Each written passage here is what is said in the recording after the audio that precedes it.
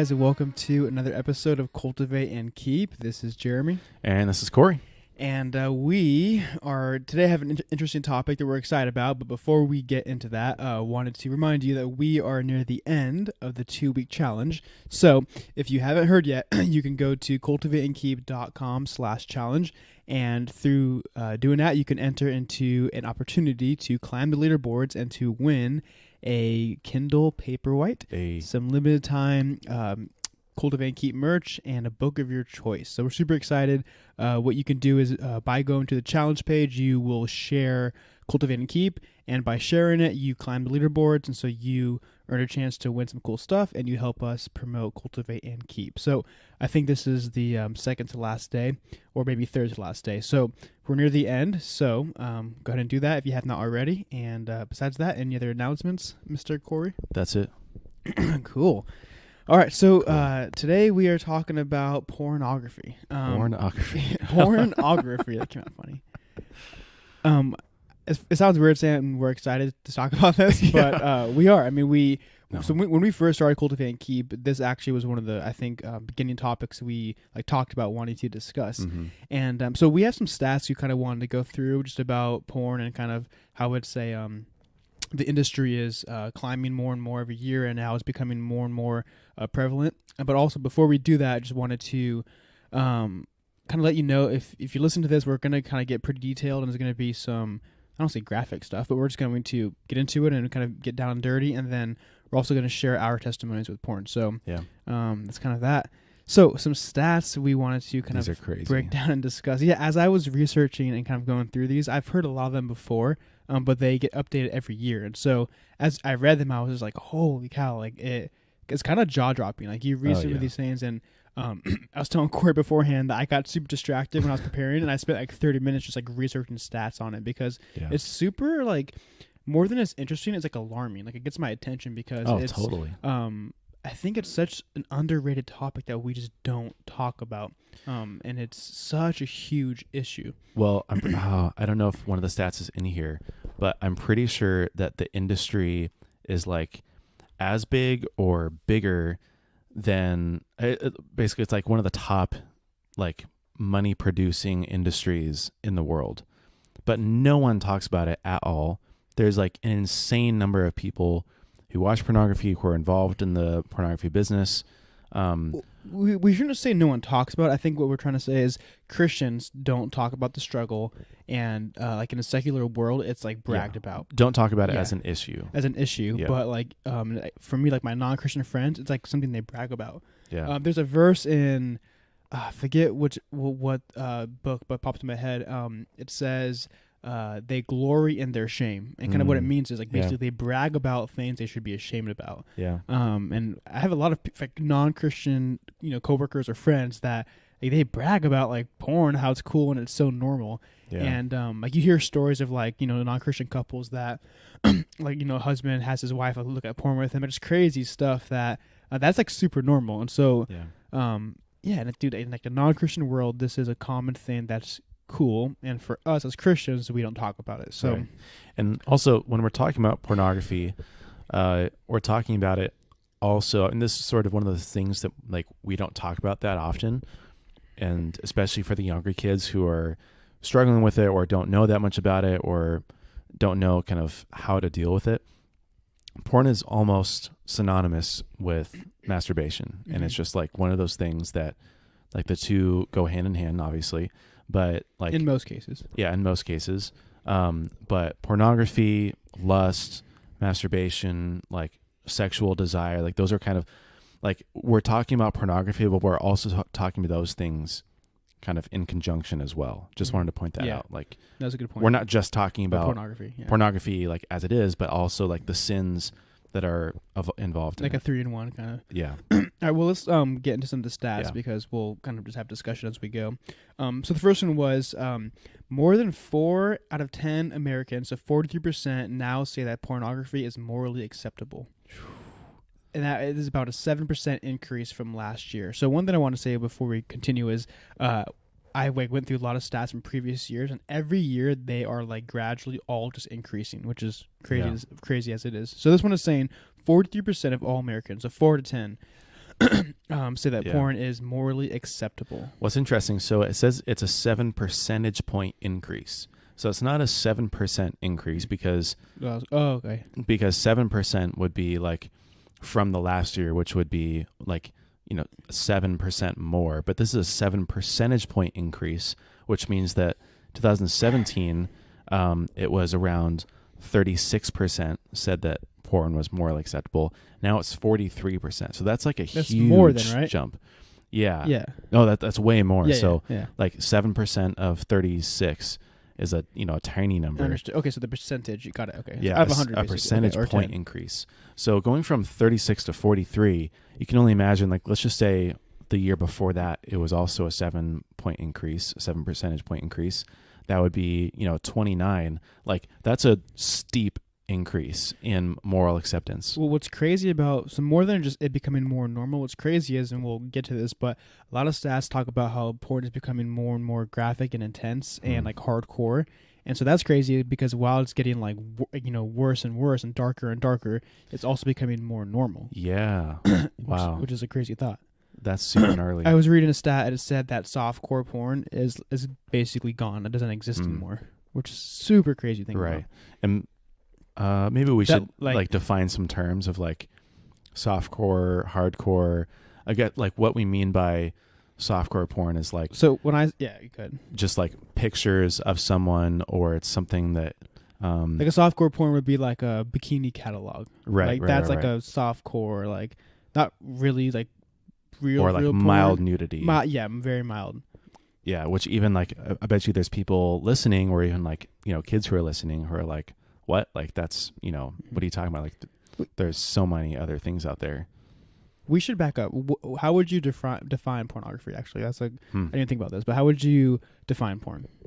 A reenactment of sexual things, or making someone sexually desirable through some sort of video or picture. Mm-hmm. I believe. So Dan Dealin does like a workshop on it. I think what his definition was basically anything like bringing you to a point of lust. I believe that was it. So music, videos, pictures, talking, like really anything that could, reading a novel, right? Anything that could that's true. bring you to that point. Yeah. Okay. Well, the next one says let's see here. Okay, so it says that 1 out of 6 over the 1,500 respondents has watched pornography on a public network, which is, and it kind of talks about like, examples of those. I'm seeing if I can find them because there's a different tab. Yeah, it was like a coffee shop. It said a public restroom, a library. It was like crazy. I was like, holy, like what? An airport. Yeah, and it was like normal. Yeah, 1 in 6. Yeah, 1 in 6. And here, so when I hear these stats, what I like to do is think, okay, out of this group of friends that I have, out of 10 of these people, 4 of them say that porn is acceptable now, right? Yeah. Or 1 of these 6, that's just a weird thought. And I bet you we each have multiple friends or people that we know interact with that are in these categories. Yeah. Yeah. No, definitely. I mean, it's not 1,500. It was 15,000 global respondents. So I think the other interesting part of this is how pornography isn't just a United States. It's not just like an American thing.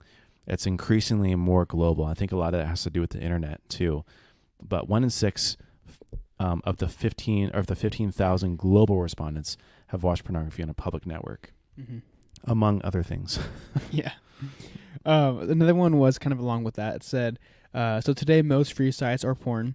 And it says that, let's see here. Okay, so it said that about a decade ago, the average traffic that a porn site would receive was about 1 million unique visitors per day, and now it's over 100 million unique visitors per day. 100 million people. And that, like different people, different visitors going to a porn site per day. Wow. 100 million. I can't even count to 100 million. No, yeah. No, joking, but that's crazy. Like, so that's in one day, 10,000% increase. Yeah, a decade ago, it was about 1 million, which that's really high too. Wow. And it's saying, I read into this one, it said mainly because they're free now. So back in the day, you had to pay. Yeah. So this is random. So me and Corey, there's another podcast that we both, like a business one we follow, and we like to like listen to these guys, and they're not Christians, but they have, they talk about business or whatever. I was telling him that the very first episode these guys launched a couple years ago to launch their podcast and to start it, their like opener, like they talked about kind of their business experience and kind of how they started. And one of them was saying that when he was younger, his first way he made money was by selling porn. Oh, that's right. And they were like laughing about it and bragging about it. And I was like, oh my gosh, like. If I did that, I would never talk about it. That's like super weird. And these guys are like, "Oh, that's so funny." And it's again, like, it's morally weird. acceptable. Morally acceptable. Well, what's interesting, kind of going back to that one, I don't. It's morally acceptable, but I think that again, the word, like how people perceive the word moral, is totally different than what it was 10 years ago too. Because moral, let's say 50 years ago, moral was. According to God, it was God's word. It was the law. It was things that were well understood in society as good and bad. Moral today is whatever you want it to be. Yeah. You know what I mean? So I feel like that's even like a generous statement to say 4 out of 10 Americans. What does it say? 4 out of 10 Americans say now that say it's morally acceptable. Yeah, I mean, even like that's so generous just to say morally acceptable. If they probably said like it's okay or it's acceptable, it would probably be like 9 out of 10 is my guess. That's a good point. But going back to that other statistic about 1 million unique visitors to 100 million, again, I think this is also interesting. Like it's very correlated to the growth of the internet over the years. And like you said, with a lot of the free porn sites, it's a very smart business model because you give something away for free and then people are interested and then they have to click and subscribe or pay money for like more content, for quote unquote better content. Yeah. But it's just, again, that's one of the things that is so crazy about it is that porn isn't just like, like this nasty little business. Now it's like an entire industry. And there's companies like Pornhub that are like, they could be, I don't know if they're publicly traded. I'm not sure if they I thought I heard they were. Yeah. I think they might be. I think it's a brand under another company that's publicly traded, but like it's a massive company. Like if you have 100 million unique visitors per day, that's like going to Google. You know what I mean? Yeah. Like it's so insane. It's so insane. The next one says that the use of filters by parents has not worked. In 2005, research shows that it found 54% usage of filters. In 2016, it was down to 39%, and then 16% on mobile devices. And so, I mean, I'll get into like my testimony, but yeah, for me, like when I was like addicted and struggling to porn, for me, when I always said to people was it didn't really matter the filters that I had because I always found a way around it. I think that's the truth with anything. Like if there's a sin that you want to do, you will find a way to do it. It doesn't matter the blocks you have. I'm not saying like don't have a filter, don't have a block, because that will help you because you got to fight to get through it. And so, but like the truth is, it really comes down to a desire for you wanting to overcome it and to want to change. If you don't have that desire, you'll find a way to do it. So I'm not surprised to hear that stat. Right. Especially, I think that's interesting. Like just the difference between 39% and then 16% on mobile devices. I think that's kind of probably the main culprit too. Is what's also interesting is the rise of like the mobile device and the phone. Things like the iPhone was kind of the first, massively popular mobile phone. And then you have all sorts of Android devices, which are largely unlocked and unfiltered. And then you have the growth of the internet, and like it's sort of like a perfect storm for a lot of these, porn producing companies to be on the internet and to make it widely available for everyone to stumble upon in Google. Yeah, good point. Okay, here's that stat I was talking about. So it says 1 in 6 have confessed to using porn on a public network. It was a hotel, Airbnb, coffee shops, restaurants, at work. It says 29% of this was at work. Oh my gosh. Airports, on the street, train and bus stations, and a public restroom. It's like, wow, dude, 29% of those were at work, which is like really, really crazy. Good. That one, I mean, I didn't expect that. The 40% was at a hotel or Airbnb. I guess I can understand that. I wouldn't consider that like a public, would you? I mean, I guess it's not your home, but Yeah, I think so. But I think that's just also interesting that like when people are away, they feel like The need. free. Well, they feel the need too, but they feel free to do that. I don't know. I guess it shouldn't be surprising, but I was surprised to see that. I didn't see that one coming. The cafe and restaurant one is really disturbing to me because that's weird. If you think about 30%, like that means that at any given restaurant that you're at with more than 30 people, like there's probably someone in there watching porn. That's so weird. Next one says that, basically talking about how porn's changed, and said that extreme content is the new norm and that soft porn has already disappeared. And we kind of talked about this a little bit. Okay, this one says that in 2010, the journal Violence Against Women reported physical aggression in 88.2% of leading pornography scenes. And there was there was verbal aggression in 48% of all leading scenes as well. So what it's not saying is that 88% of all porn had aggression. It's saying in like the leading top most popular videos, 88% of those were centered around like aggression, basically. Yeah, that makes sense. And so basically, like the most popular was the aggressive content, basically, the hardcore. Like wow. And so that's like the new normal. Then it says that incest is the fastest growing trend in porn. Like stuff with like, like sons and mom, whatever, or brother, sister. Yeah. That's like a growing trend. Wow. Yeah, that's so crazy. I think that is, that's pretty like indicative of where we're at right now, as if 88% of the most popular pornography scenes have violence in them, then like, what's popular kind of speaks for itself. You know what I mean? And if 88% of it, what's crazy to me is that like it's such a secret thing, and like no one, again, not very many Christians talk about it, and I don't know exactly how non-Christians talk about it very much, but like I don't think anyone would condone that kind of behavior. You know what I mean? Like in real life is what I mean. No, yeah, that's a good point. Like, well, that's the thing about porn, because it's so we're under this impression or illusion that it's like an anonymous, like in the dark, which it is, I guess, in a sense. Yeah. But I get what you're saying, is that none of this would be acceptable in like our real relationships, And that's so weird, is because like you want to do it, but you like wouldn't recommend that to someone else. Or like if someone was doing that to you or to your sister or to your wife, like you'd be like, what the heck? Like this is ridiculous. But it's just kind of the indication of how screwed up and perverted pornography is that you like what's wrong. You like what even you wouldn't want someone else to do to anyone else. Yeah. Well, I think this one's interesting because it kind of proves a point. So it talks about basically how just the most popular stuff is like the worst, like most horrific type of porn is what's normal and what's good now, apparently. And even like incest, how that's like a popular thing. So one thing that Dan says in his workshop, he says that the nature of porn, it never regresses, it never goes backward, it never retracts, it always worsens, it always increases. It just goes deeper and deeper and gets worse and worse.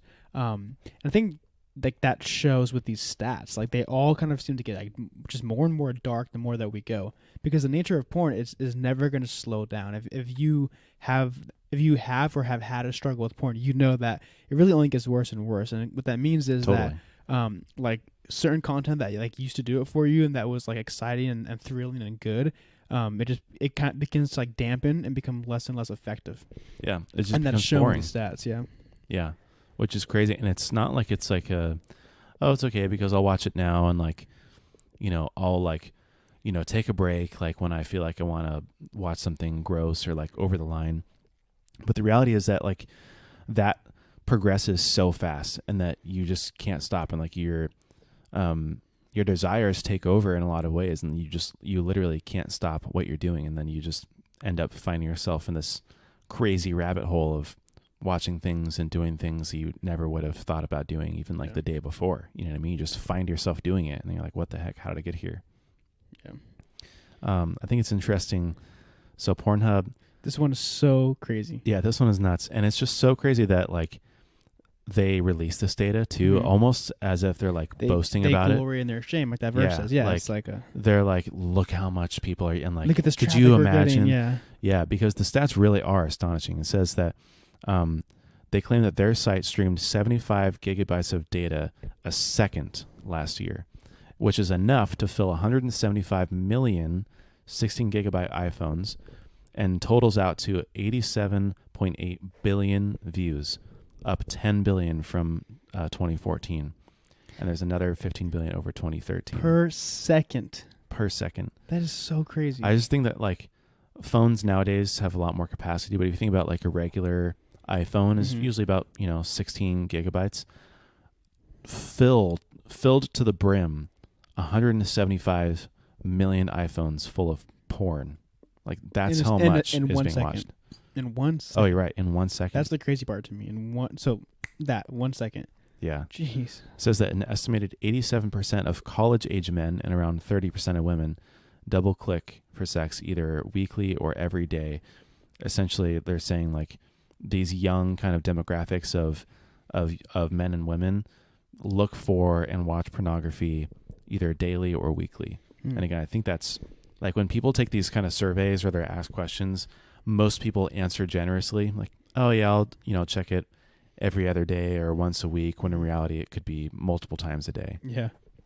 This next one says that, and you kind of already talked about this earlier, but it says porn sites get more visitors each month than Netflix, Amazon, and Twitter combined. Yeah. Combined, all three of those. Those are like the three biggest hitters. And by the way, that's a Huffington Post. Like this isn't just like some random. It's not even a Christian website. Like this is them saying what it is. This one is, I think, the craziest one is 35% of all internet downloads are related to pornography. 35%. That's so crazy. Yeah. And I mean, it's astonishing, and like it really is laughable how much there is and how much pornography consumption there is out there. But it's also so sad. Like what is going on right now? You know what I mean? Like how much, like where is this going to lead up to? You know what I mean? Like what is this going to result in our culture? Yeah. Another one says, so this is every day, it says 2.5 billion emails containing porn are sent or received. Wow. Billion. Emails. That's so bizarre. It's random, but billion is crazy. Yeah. Oh, that's so crazy.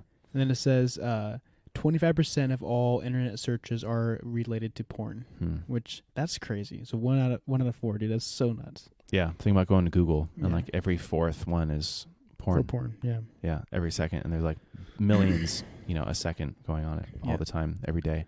So that's kind of it for stats, but it's a little bit of like shock and awe, like and just a little, shock to like get you to know like how much and how real a problem this is. Yeah, and I just want to say, so I went through only two websites for that, okay? And there was multiple other ones that I went through, but I didn't include them. And of those two, I selected like the major ones. So there was way more out there. Yeah. So we get the point. Like it's a huge, huge epidemic, and is getting worse and worse, and it needs to be talked about. So we don't want to read those stats just to like make a point, but we wanted to read it because it's kind of creates like a wow effect. Like when I read that stuff, I was like, oh my gosh, like deeply concerned. And so I think that's kind of what I wanted to say was part of the motive of sharing those stats is to, I don't want to say raise awareness, but kind of like raise the awareness and kind of get people to really understand like it's a super, super big deal. Yeah. And it needs to be talked about. Yeah. I think, it goes all across the spectrum of people, men and women, ages, countries. But I think in general, for me, this is the most relevant for the next generation and for our generation. People under 30 years old, let's say. Like this is a growing, increasing, like really is kind of an epidemic for our generation, especially. It's very much a problem, which is why we want to talk about it. But I wanted to read. There's this good quote again from Wild at Heart, and he kind of just breezes over it. I wish he would kind of go into it a little more, but he says, "So much of the pornography addiction for men comes from this. It's not about sex; it's about validation. She makes him feel like a man. She offers him her beauty and makes him feel strong. This is also the root of most affairs. Some women come along and offers an answer to his question. His wife has been giving an F, and she comes along and says, 'You're an A to me,' and he's history. And if he hasn't found that deep validation he needs from God, he's a sitting duck." I just think that's so indicative in that porn isn't just about sexual desire. It's also about like validity, fulfillment, and meaning in life in a lot of ways. And I think he makes it so plain. He says if he hasn't found that deep validation he needs from God, he's a sitting duck, because a lot of what people are searching for in pornography isn't just like some sort of sexual relief or satisfaction, whatever it is. It's just the feeling of being good, or feeling loved, or feeling like they're with someone. They're kind of putting themselves, virtually or in their fantasy or whatever it is, in the place of another man who has that. And I think that's so indicative. It's just like it's a way to be fulfilled beyond sex, but it's also a very spiritual issue is what I'm getting to. Pornography is essentially a risk-free way to fulfill your sexual desire. No woman can turn you down. You can have whoever you want, right? There's no romantic attachment or kind of obligations. You can switch out women whenever you want. You can go and find a new one when the old one gets boring, and you can do it all behind a screen. It's safe and you're anonymous. But in return, you damage yourself really deeply. You exchange that short-term pleasure for the long-term loneliness, and that is completely opposite from how real life works, where you have to have a monogamous relationship. You have to put work in. It's not just about sex at all. And so pornography is just like this super cheapened, super perverted version of what you should have in real life. And it's not as good at all. Well, I totally agree with you. I actually, those are some of your notes. I put down actually the exact same thing, and I didn't even read what you had. Oh, really? I totally agree in that most porn, like the motive to look at it, isn't necessarily the physical pleasure that we think comes from it, but it's, for me and from others I've talked to and just what I experienced, that it's for loneliness. Like that is, and validation, I would say, are probably the biggest reasons why. And I mean, studies show that and reflected that it's not really about just the physical side, but it's like the spiritual side, like you're saying. I totally agree with that. Yeah. And one thing about I want to say was kind of how the nature of porn is to continually progress and how it gets worse and worse.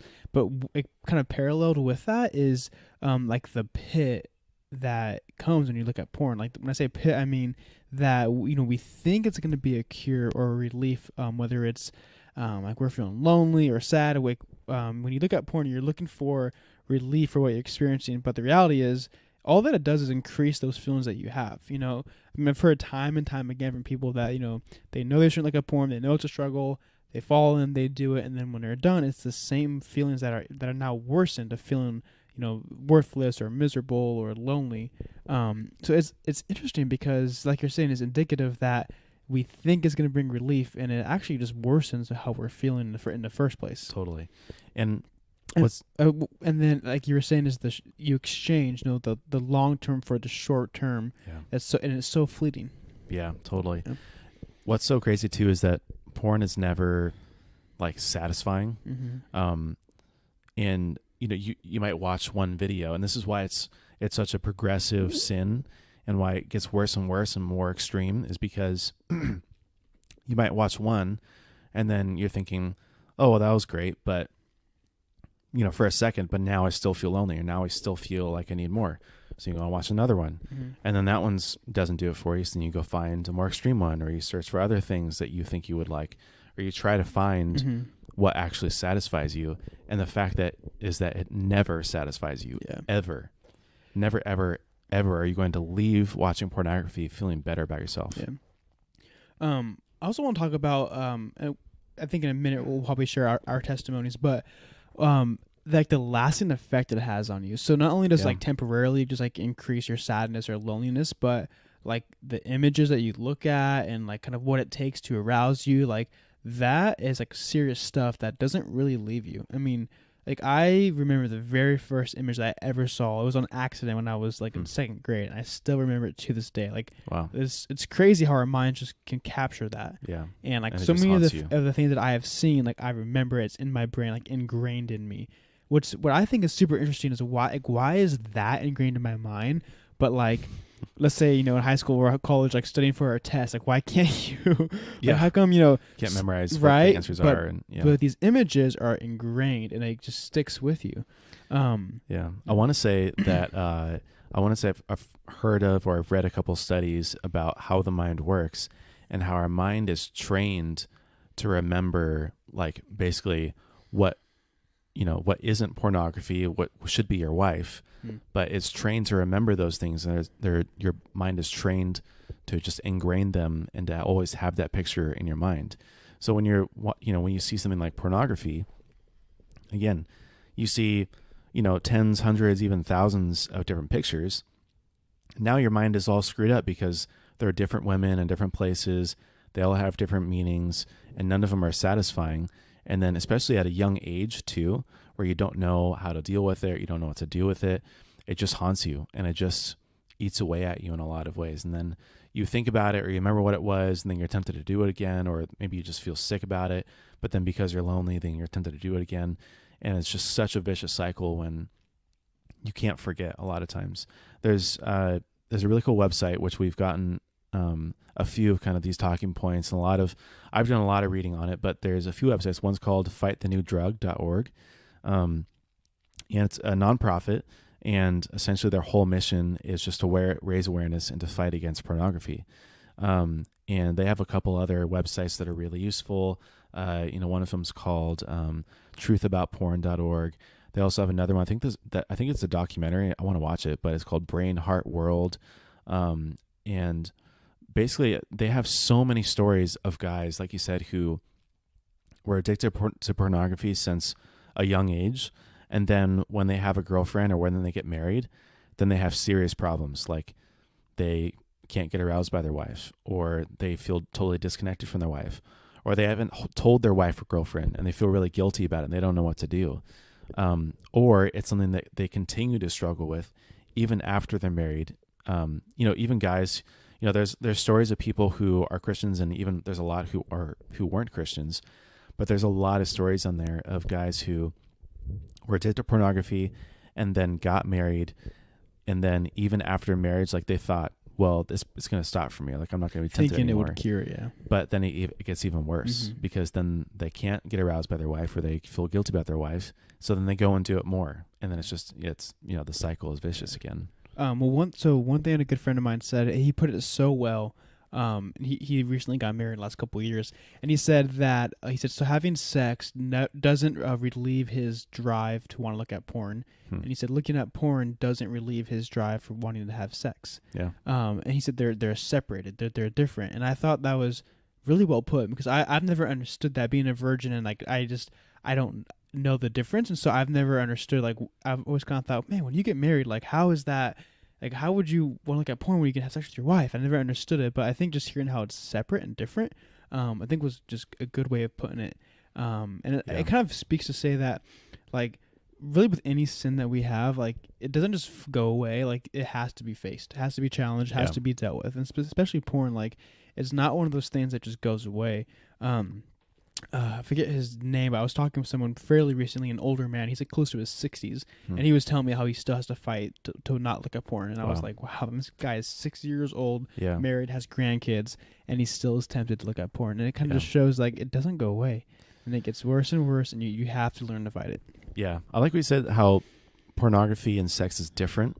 I think that's important because they are very different naturally, in that pornography is just a perversion from sex. I do think that when you have a healthy sexual relationship with your wife, that it definitely reduces the temptation to watch porn. But again, they are different things. Like, you can't replace one with the other. And that's a lot of what the world will try to tell you, is you don't need to have, a sexual relationship if you have porn. Actually, John Mayer, the famous singer, and this is going to ruin him for a lot of you guys, and it kind of ruined him for me, but he said, this was like, it might have been, I think it was even before he started dating Taylor Swift a couple years ago, so maybe it was like 2015, 2016, but he told a reporter, because she was asking about how he can never stay with someone, he's never been married, and he's kind of always in and out of relationships, and he straight up told her that he prefers pornography and masturbation to being in a relationship and having sex. God, dude. Isn't that crazy? Yeah, that's crazy. But again, I think they're different things. And pornography ruins the real thing. Pornography reduces the satisfaction and the fulfillment you get from from real sex. That's important, I think, for people, especially young people, to hear that like this short-term fulfillment that we're looking for, like it will ruin the real thing that you've already talked about. Like it perverts it, and it really just it like spoils like was meant to be so good. And I think I think one way, like for me when I was younger, and I would like think of like looking at porn, I kind of just felt like this is a relief to my current struggle, to my current like wants. This is going to relieve it. But the reality is like, it doesn't relieve, so it only worsens. But also, it's ruining what's to come. Like it's not like a relief. It's until a lose-lose. It's not a relief until you get the good thing. It's like you are not even relieving yourself, and you are ruining what God created to be great for you. You know? A common misconception that even I kind of fell into when I was younger. But, when you're in high school, you think like, I don't want to be bad at sex, or like, I don't know, how do I know what to do? Or like you have to see someone or like know how to do it before you do it. And like, there's a real fear about, especially when you're younger, that like peer pressure is a big thing. You also don't want to be like made fun of or like talked about. So you think that like pornography is going to help you have sex with your wife or have sex with your girlfriend. The reality is that they're completely different things altogether. Like it's not the same experience for you.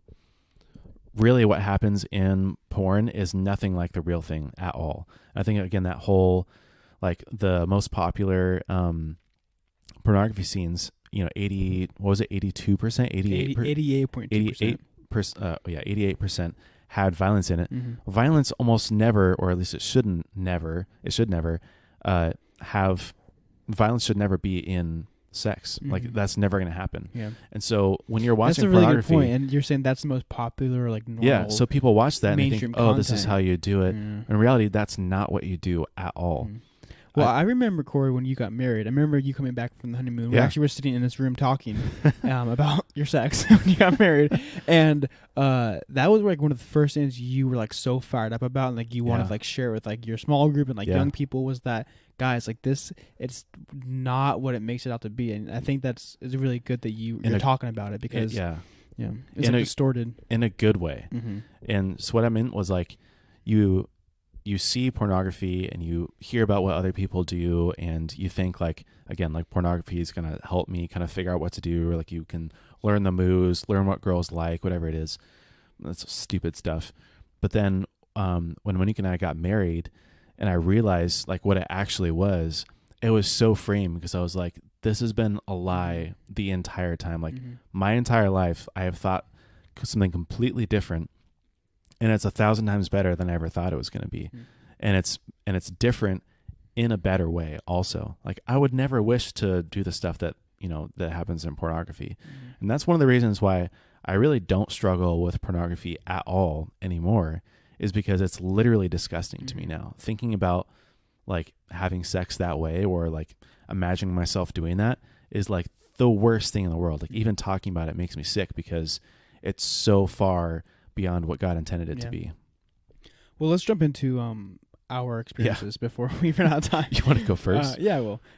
So I'll make it quick. But my first image I ever saw was like a Playboy magazine, and I live in Oregon, and it was in my friend's like his dad's basement. And like I remember so well. His name was Brian Pyers. I remember I literally remember exactly what I saw, like where I was, and I think I was like second grade. Nothing like happened from there, but that was just the first image I saw, and it's like in my mind. Kind of fast forward to where like the struggle with porn became real. When I was in 7th grade, that's kind of when I slowly crept in. So for me, like my testimony is it slowly, gradually increased as time went on. I think a lot of people just kind of like go all in right away, as what I've heard. But for me, it was basically about like a year of like looking at like soft porn before I actually stumbled across like real pornographic videos.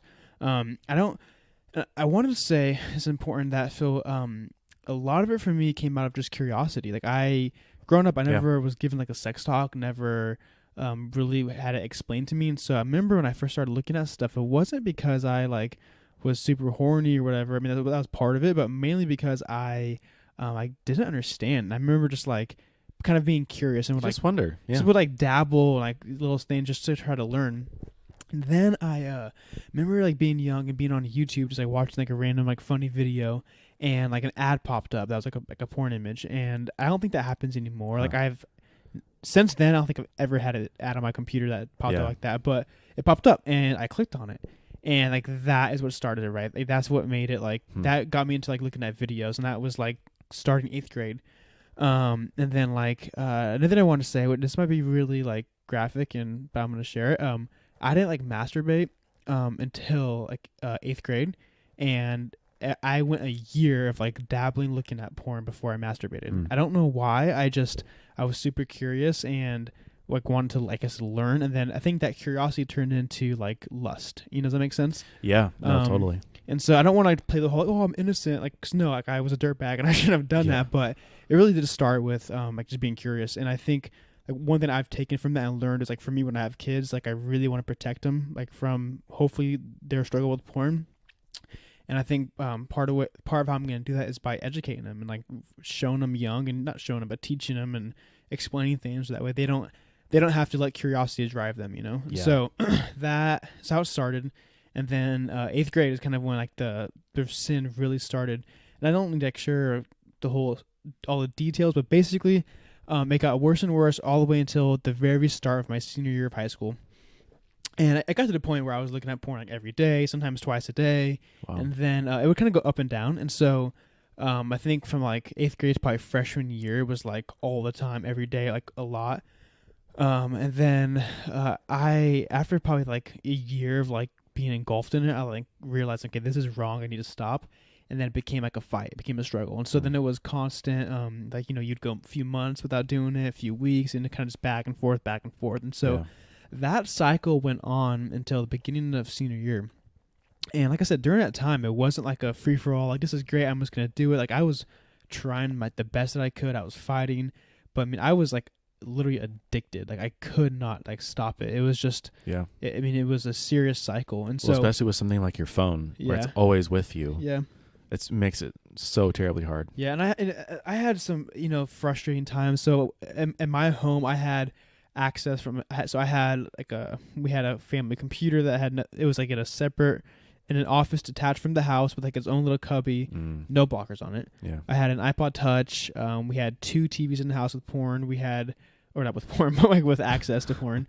We had multiple laptops lying around. I mean, there were so many like avenues I had access to, right? And my parents didn't have any like blockers or filters, and so they didn't know, probably. Yeah, I don't think they knew, which like surprises me, but like they didn't. And so I remember one time being at I think it was like actually my freshman year probably. I was at a summer camp, and I just felt like super convicted. And so I talked to a leader, and he had me call my mom that night. And I was like, "Oh, you suck!" So called her and like told her, and it was super hard. Actually, I think I called David, my brother, because I didn't want to tell my mom. That's kind of weird. And so you know what? I did talk to my mom, and then when I got home, I talked to my brother as well. I was like, "Hey, guys, I need help. Like, please, can we put like codes or blockers on the computers and on the TVs?" And no one did anything, dude. Like no one did it. And I can't say like it's their fault, but like I probably should have followed up. But like I brought it up, and like no one did what I was asking. And that's kind of what started in me that thinking I was sharing earlier, that it really comes down to like us making a decision. Like we could put blockers up, we could ask for help, but the reality is like even if there were blockers up, I probably still would have found a way around stuff. But it really came down to a desire in me to want to overcome. Yeah. So that was kind of 8th grade to senior year of like up and down. Sometimes more intense than others, but it was a fight. It was a struggle, and I was failing. The very first week of the senior year of high school, I remember just kind of telling myself like, this has to stop. Like I cannot do this anymore.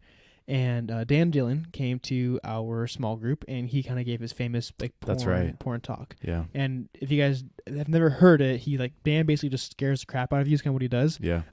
He shares all these like crazy stats, like way more intense than what we shared, and kind of explains like what happens to your brain, all this stuff. And so he shares these stats, and then he gave a challenge at the end. He's like, I challenge you all to try to go just 30 days without looking at porn. He's like, I guarantee you can't do it. And I remember like when he said that, I was like, screw you, like I'm doing this. Like I remember just feeling so like compelled, like just I felt like I wanted to beat him, you know, or beat it, you know. And so that was like the start of freedom. Like I did that his little challenge and I somehow did it, and then broke free, and like that was basically it. And I went like without anything for like 2.5 years without any ever messing up one time. And after 2.5 years, I like messed up again, and I think it went on for like another year of like every couple months. I never ever fell back into it like like I was in high school, but there was about another year after that where it was like once every couple weeks or once a month I would have fallen into it, and then since then I've pretty much been good. And so for me, one thing I wanted to share was open accountability, and so being open with those that you're close to and kind of sharing them where you're at. For me, has probably been the biggest way that I've stayed out of it. And kind of like you said, now I feel like I've developed this almost like disgust for it. Like when I think about it, it like makes me feel sick, and it's not. There's like zero. I don't feel compelled to do it. I feel like I kind of honestly feel like afraid to do it. And by that I mean, I gotta be careful how I say this, but like a healthy fear of the Lord is in me, I think, and so I just understanding like the Lord is going to bless me as long as I strive to honor Him on all areas of my life. If I don't honor Him in this area, like I'm missing out on His blessing, I'm missing out on His favor, and so I want God's favor. I want Him on my team. I want Him supporting me. And if I jeopardize that when I choose to be in this sin, and so like that's kind of mine in a nutshell. Mine's very similar. I think it was around 12, I want to say. And I don't know like the very first time that I did, or like how it came about. I know, well, I remember the first time like that I did like on my own kind of like intention. Like I purposely went and like looked for something, which is crazy. Again, that I remember that because that's just kind of the effect that it has on your brain. But I think for me, it was like, I think it was on like IGN or something, like looking up games, and like it was just like a really trashy website. And I think it just kind of sparked like some lust in me and like curiosity. But again, for me, like it was a lot of curiosity of like, I just want to know like what it looks like, or like I just want to know how it works, and like stupid things that you think as a kid. And really like you can't blame them. You know what I mean? Like everyone goes through that same kind of curiosity, and then that curiosity bred lust. And I would say like in middle school, I definitely struggled with it a lot. Like I was definitely after a while addicted, and I would find myself, it was kind of a similar situation where like I didn't have a lot of kind of guardrails or limits around me. And I didn't know like if there was even ways like to, to not do it. It was just kind of, I was always given a lot of freedom and felt like I handled it well. But then this was the one thing that like, I can't handle this at all. And I remember thinking in 8th grade, like, wow, I think I'm actually addicted. Like I actually need like help kind of getting away from this. So I think I kind of like toned it down a little bit, and like, it wasn't like an everyday thing for me, but it was still like on my mind constantly. I would have to like fight it. And it was still like a regular kind of thing. Like, at least once a week I was looking at porn.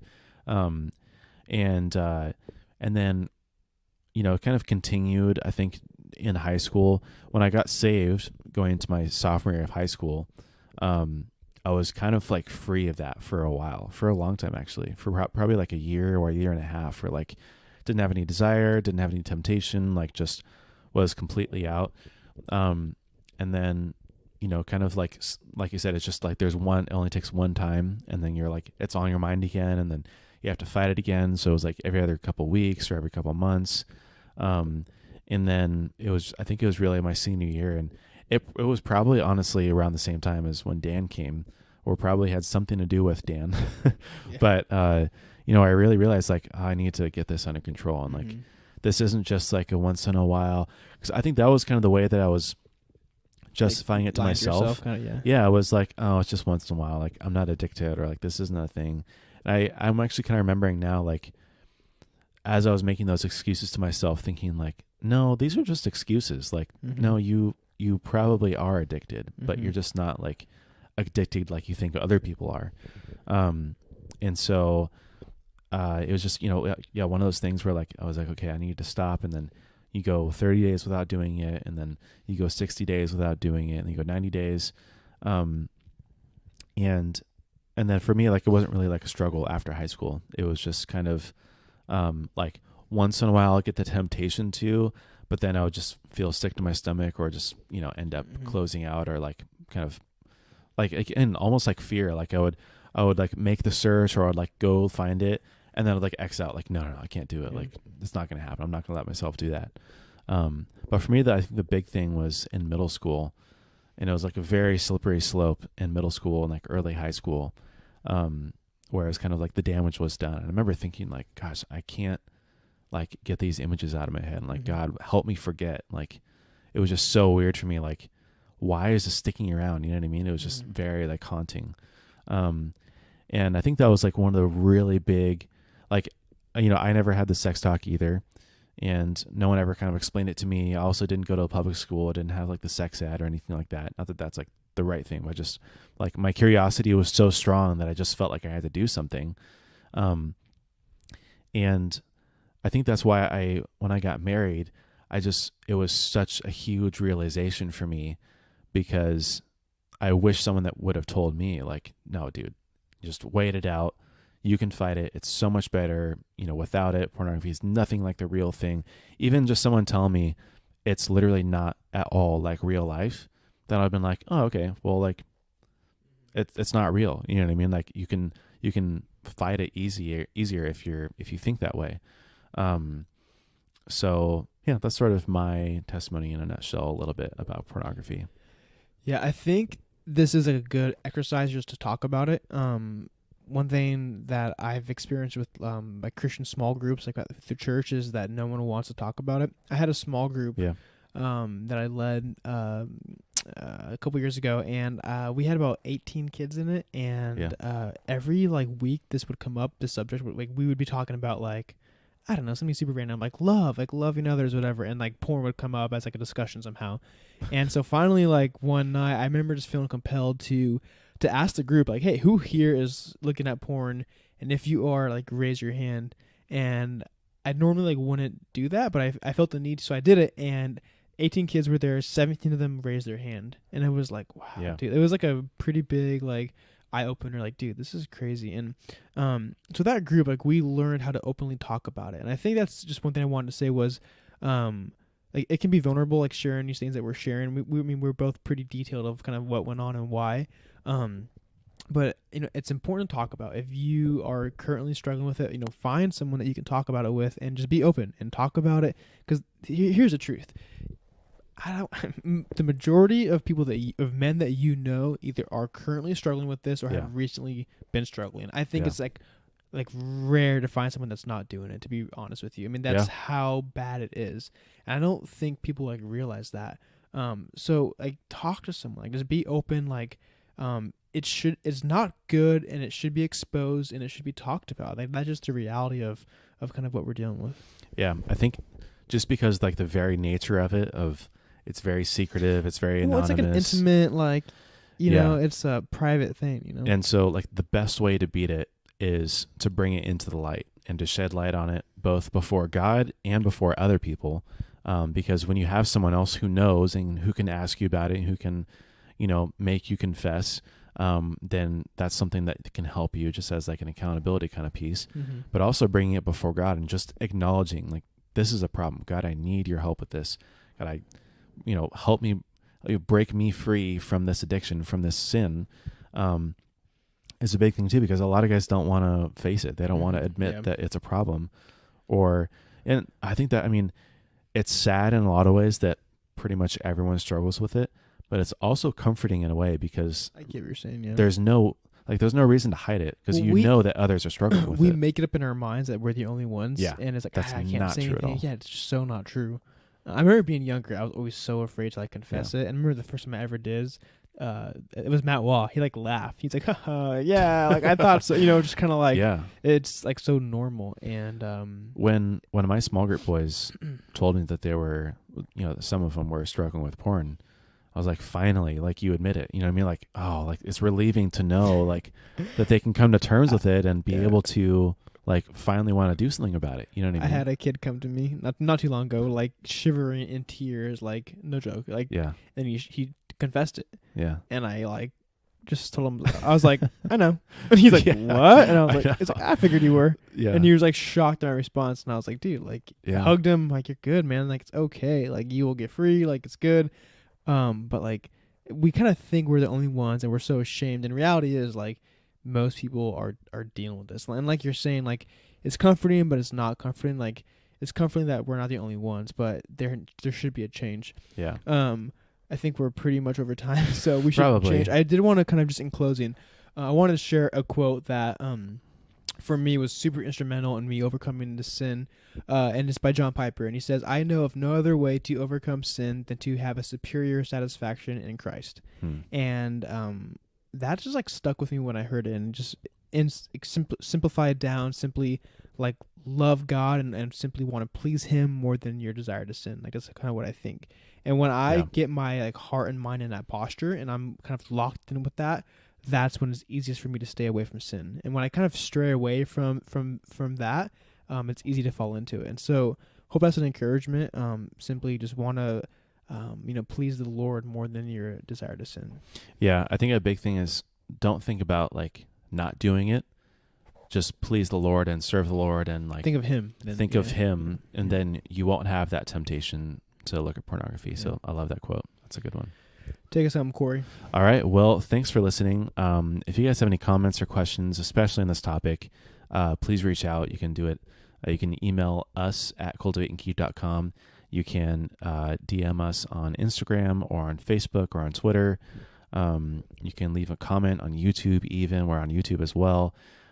Please share this with a friend. I think that's probably, bring the conversation up. That's a good kind of conversation starter of like, hey, listen to this podcast episode, share it with someone else, bring it into the light.